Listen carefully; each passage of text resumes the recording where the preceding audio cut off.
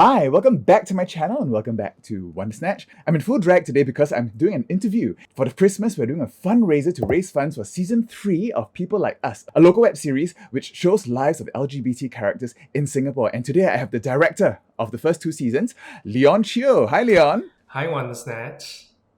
Or do I call you Victoria? Yeah, you can call me anything, as long as you call me. Welcome to my channel. We're going to have a chat today about People Like Us, your aspirations as a director, and why we need so much queer representation in Singapore, all right? For sure, yeah. Let's get on to it. All right. Don't forget to give me a big thumbs up and subscribe to my channel and ring that bell for post notifications. All right, Leon, let's go.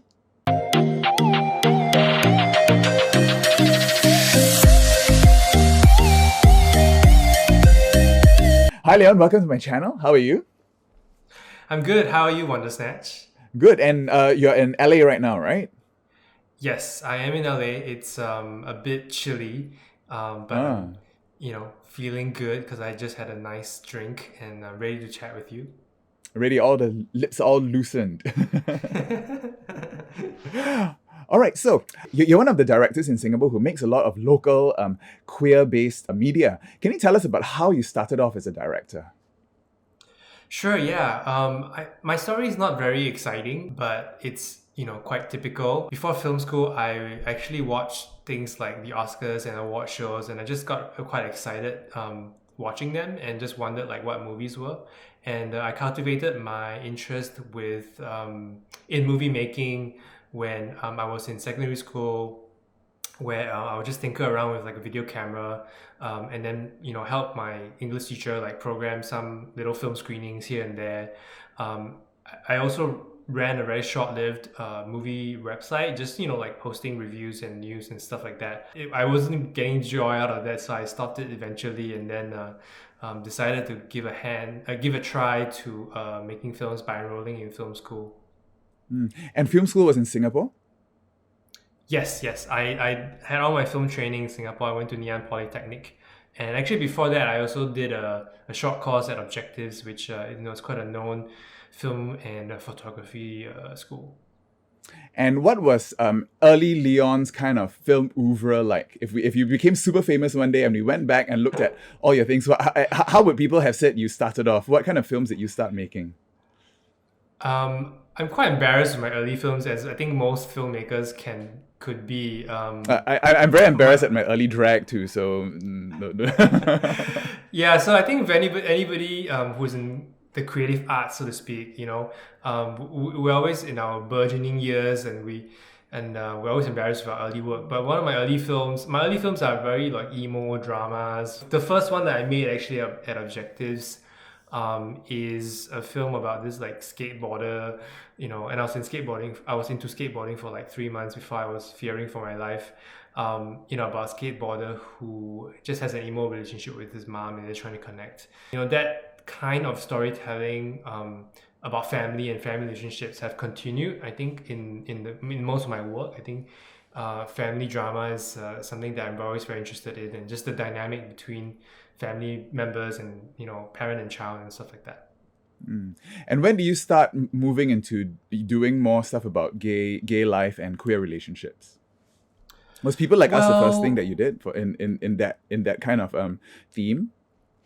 No, actually no. One of my first films that I made after I graduated from film school was called 4 Dishes, and it's about it shows 2 meals within a family, and one meal is happier than the other, and as we watch these 2 meals we learn about our main character, and then there's like hints of his gayness and things like that.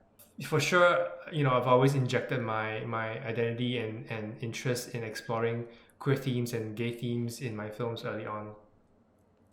Okay. And so how did you come up with the whole idea for People Like Us? Before People Like Us, I was in the Pink Dot committee for a while, and I was producing and also directed a few of their campaign videos and event videos. And I believe that was when one year Action for AIDS attended one of these launch events that Pink Dot has, and they approached me and asked if I would be interested to develop a web series for them, about 4 gay men navigating sex, life, and love, and all that kind of stuff. So that's really the genesis of it. Yeah.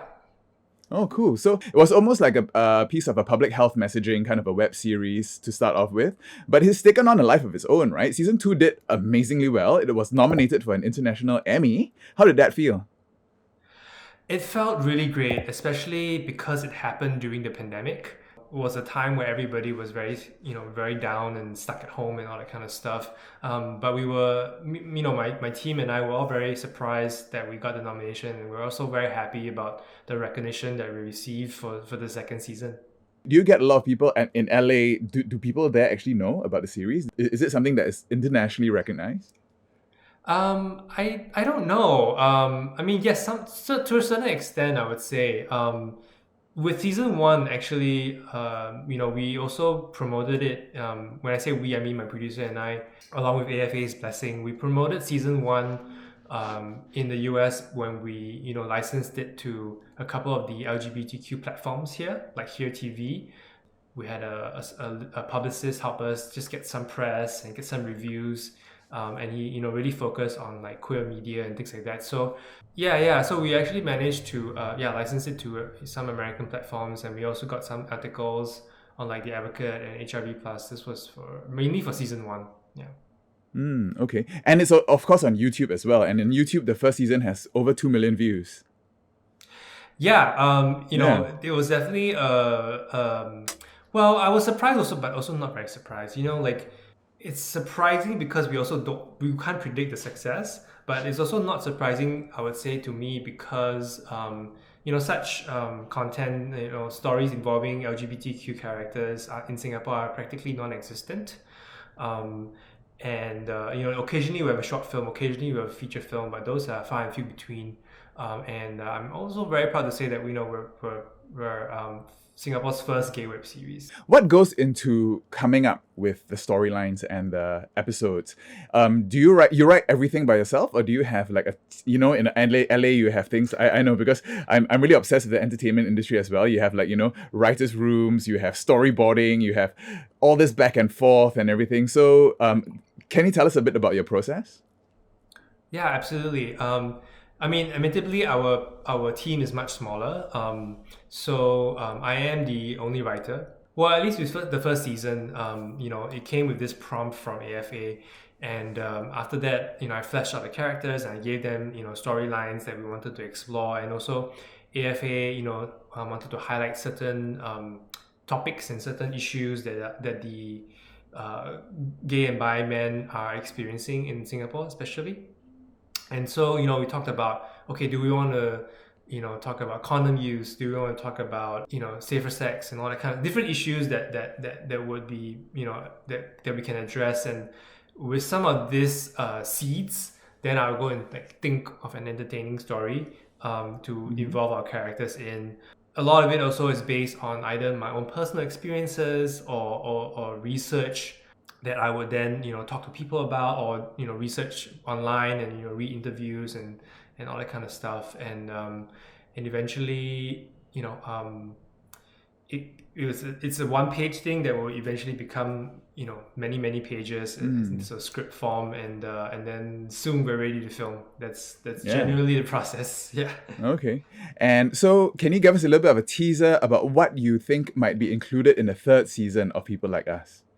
Well, as you may recall, at the end of season 2, and this may be some spoilers, end of season 2, one of our core relationships did not work out so well. So I think a lot of our viewers will want to find out what will happen to them as a couple, and also what will happen to them as individual people. I think a lot of our viewers, would want some closure. So I would say that's something there that we can anticipate.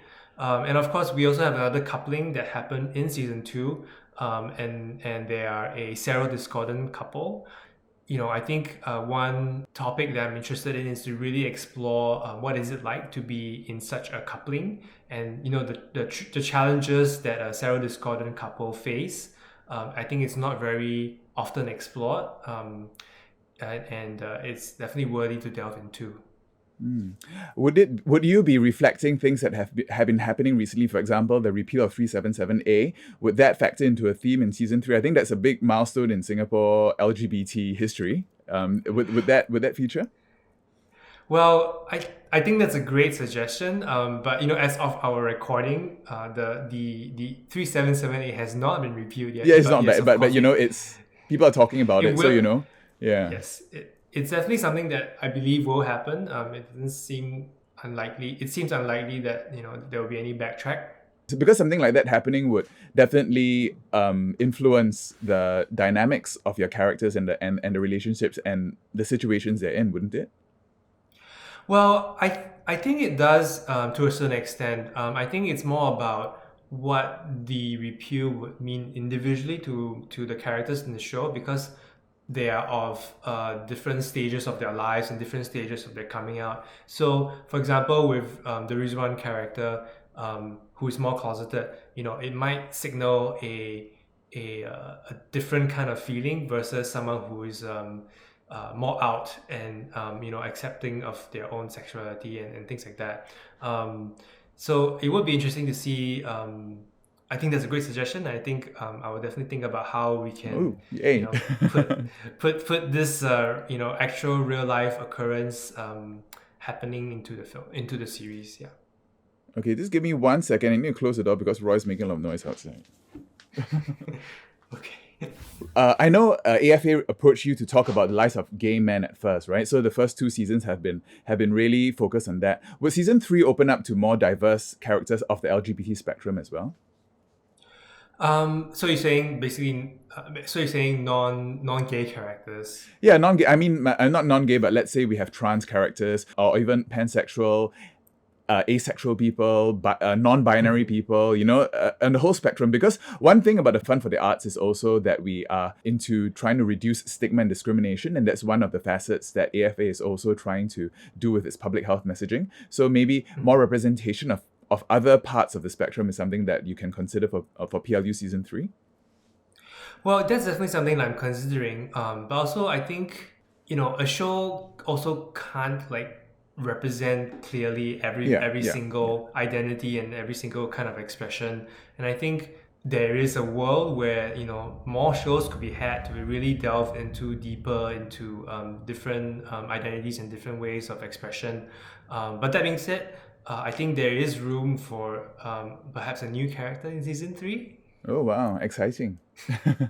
I mentioned earlier about writers' rooms and everything, and the whole thing about Dan Harmon and how he was basically forced to diversify his writers' room, and I think he's taken it on very well. I mean, the writing of his shows have improved tremendously. Is that a model that you can maybe bring into our local content? I mean, rather than being the sole writer, would you bring on another person to get different perspectives and different life experiences and stuff like that? Honestly, the reason why I have not really done that is because, the budgets are always hard to support too many people. That's honestly the real answer. But, I've always thought about whether I wanted to expand the writer's room. I think, yes, I think the answer is yes. I've always thought about expanding the writer's room. I also want to see who out there again amplify in terms of voice. Perhaps is there a trans writer that I may bring on board, for example, or something like that, a pansexual gay man, just you're right. Yeah, or I think even things like sex workers, their lives. Sex workers is another part of society that a lot of people don't really understand their lives and what they go through. Oh, that's a great suggestion. Maybe that can be the new character too. Yeah, because not only that, because in Singapore, sex work is kind of it's legal, but all the sex workers have to register with the government, and they all go through DSC for their very regular STI checks. So that kind of treatment is something that could be explored. And not only that, but a lot of Singaporeans are also going into online sex work now. On OnlyFans and stuff like that. How does that dynamic change? Illegal, though. Huh? It's still, yeah, exactly. It's still illegal. So you know, one of our local content creators just finished a stint in jail for that. So you know, there are all these topical things that I don't know. I'm here like pitching to be in the writers' room. No, I'm kidding. Yeah, maybe you should chime in. But I think that's a great suggestion. I actually admittedly wasn't thinking about sex workers, but you're right. I think sex workers of all expressions are underrepresented in local TV. You know, I think the last one that I really thought about and I think was great is in this HBO Asia series called Invisible Stories. You know, where there was an episode which really focused on I think Vietnamese sex workers, and it was done in a really sensitive and realistic manner, which I really appreciated. And I think, I think there is a world where perhaps there is such a new character in people like us as well. Oh, cool. Okay.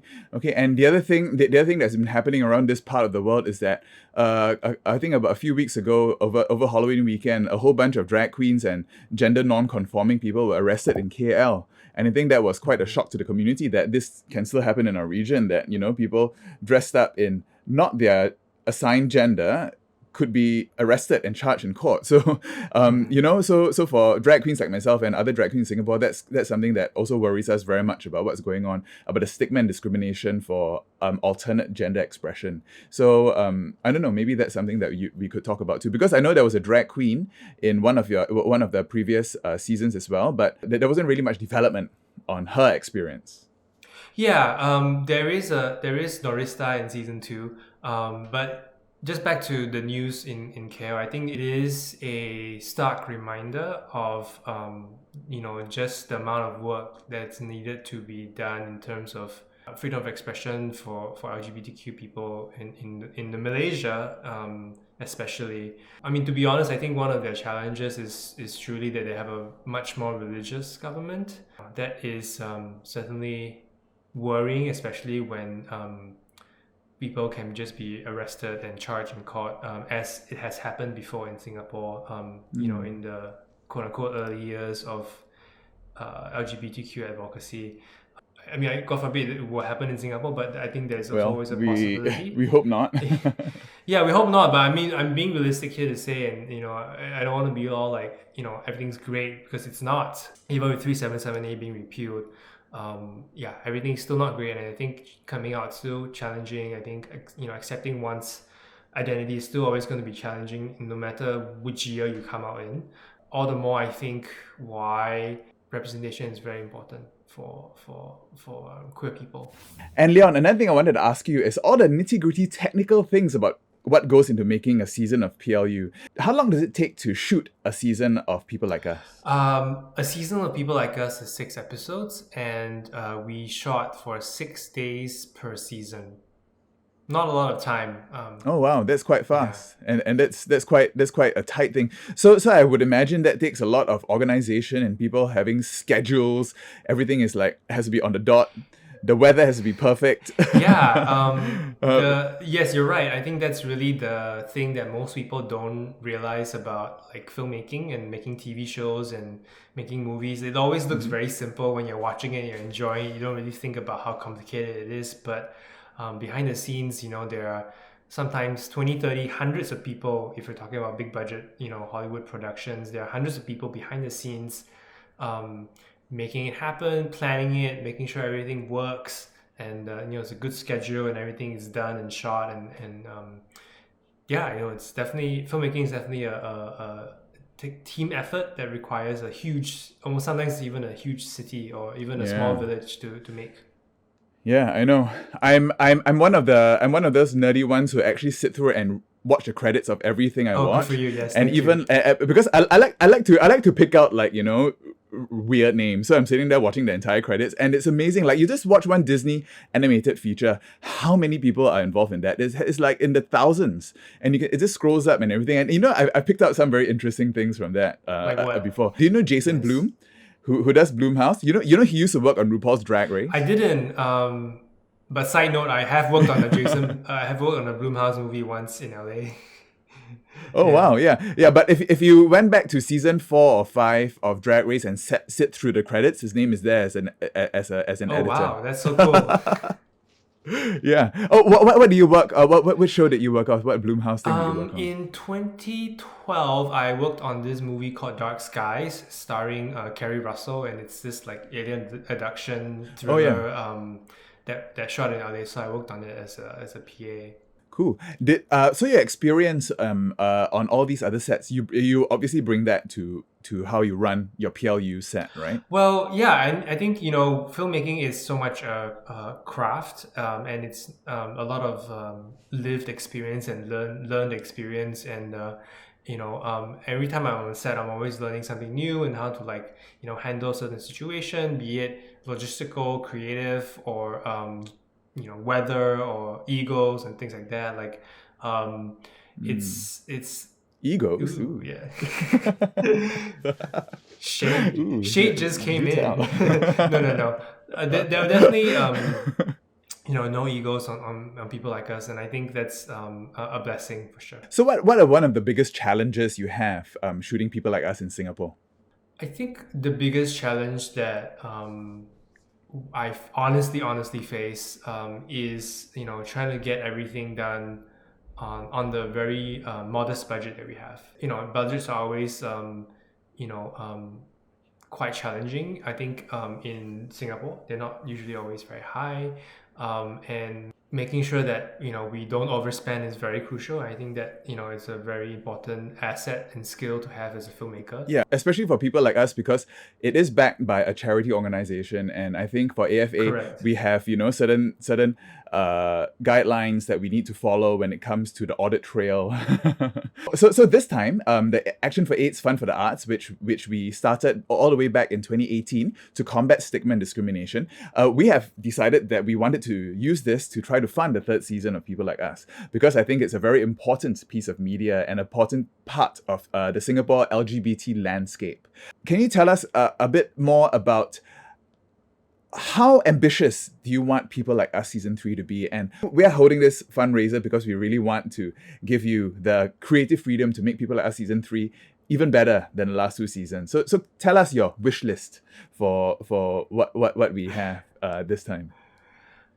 Oh my gosh. I mean, I think it's still a wish list, and I think I'm still trying to think about what season 3 can be. Most importantly, I think season 3 needs to be able to touch on pertinent topics, and I think such topics can even range from the repeal of 377A in Singapore. I'm also very interested to explore conversion therapy as a subject matter. I think that is something that has also bubbled up in recent times in Singapore. That's one thing I'm trying to see how I can weave into season 3. We have a new club in Singapore called the Conversion Clinic. I don't know whether you've seen that on the social media. That'd be quite a nice setting for that. Seen it. I've seen it. I've even been there. Even discrimination across the causeway is still something to explore and think about. With our characters, especially with say Isaac, he's also someone who participates in chemsex and drug use. So I think that's also another always pertinent subject matter to keep exploring. And with the end of season 2, we left off with him kind of being alone. I wonder if he will, either spiral or whether he would manage to deal with his demons and things like that. And that's something that I've been thinking about as well.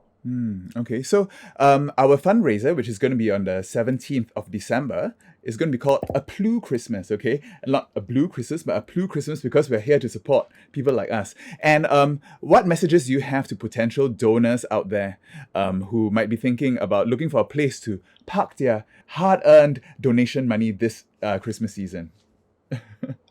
Well, since it's definitely the season of giving, I think for donors who are considering, donating their money to fund this fund for the arts and also to fund season 3, this is a good time to support the creation of more LGBTQ representation in Singapore and the world as well, especially in the Southeast Asia, where such imagery and such stories and such content are not that easily to be had.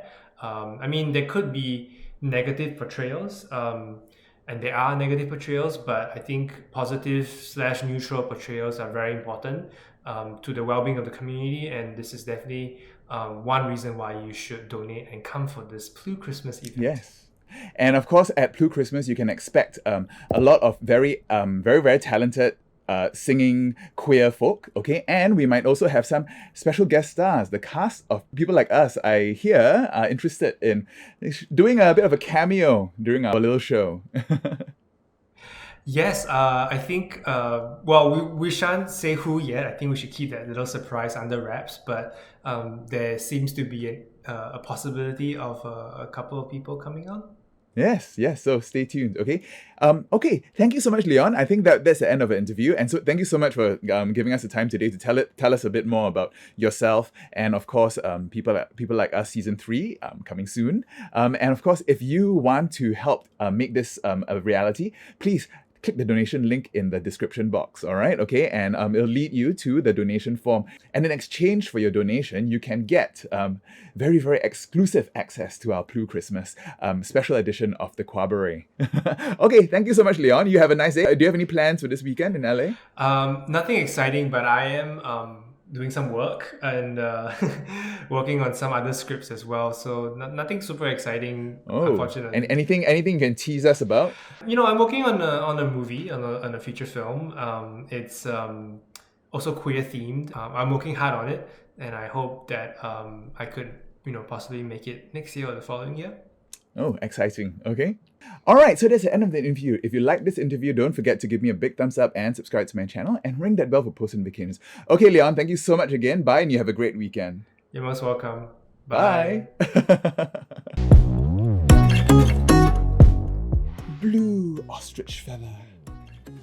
Big hair. This hair is enormous.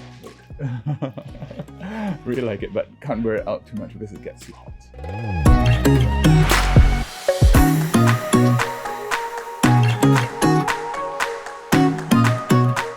Shouldn't have worn this sequined skirt. Every time I move, it's making this noise.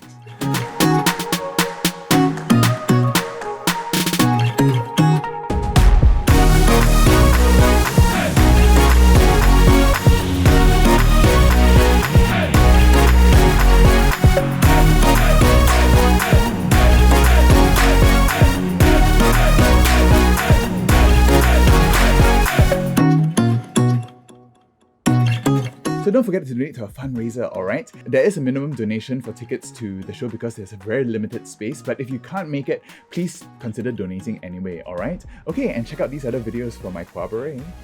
Bye.